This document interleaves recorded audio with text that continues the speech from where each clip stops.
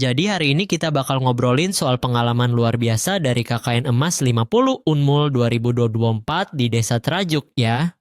Sebuah desa kecil di Kutai Barat yang ternyata menyimpan potensi alam dan budaya yang luar biasa. Iya, dan yang bikin menarik bukan cuma potensi alamnya aja, tapi juga bagaimana masyarakat di sana hidup selaras dengan alam. Kamu ingat waktu kita mampir ke rumah kakek Petresius?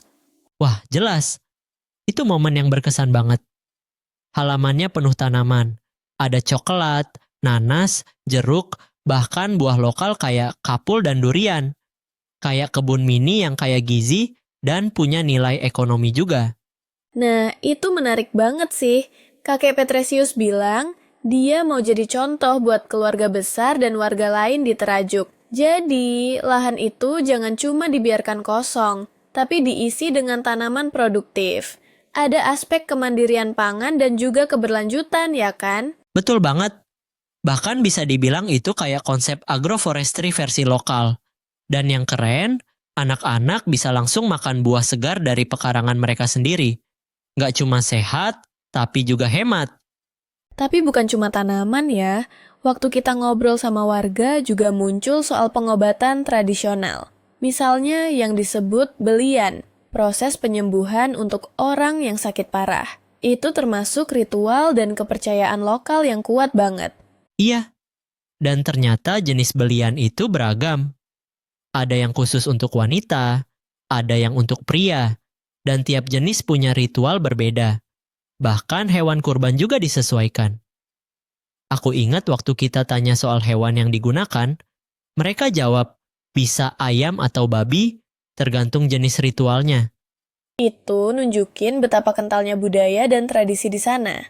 Tapi yang aku suka adalah bagaimana tradisi itu masih dipertahankan tanpa bentrok sama perkembangan zaman. Warga tetap terbuka dengan pengetahuan baru, tapi tetap menjaga jati diri. Nah, ngomongin perkembangan, pariwisata juga mulai dikembangkan di Terajuk. Misalnya, di Taman Pemandian Lidan. Tempat itu diambil dari nama Sungai Lidan dan benar-benar punya suasana yang menenangkan banget.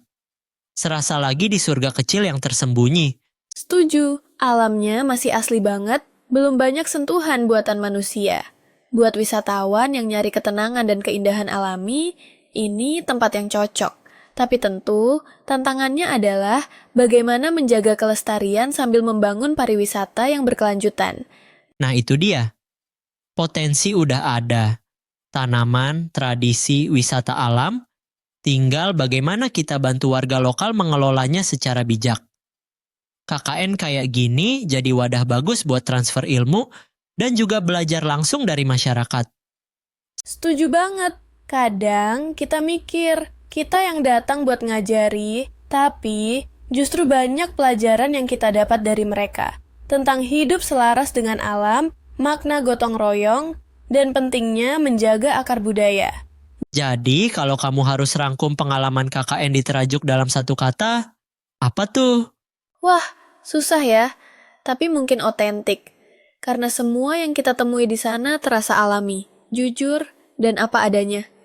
Dari alam sampai manusia, semuanya terasa tulus. Keren. Buat para pendengar, semoga cerita ini bisa jadi pengingat bahwa di balik pelosok negeri, ada banyak kisah inspiratif yang menunggu untuk ditemukan. Dan mungkin untuk dijaga bersama. Dan siapa tahu, suatu hari kalian bisa berkunjung ke Terajuk sendiri dan merasakan keajaibannya langsung. A and B bersamaan, sampai jumpa di episode selanjutnya. Music fade out.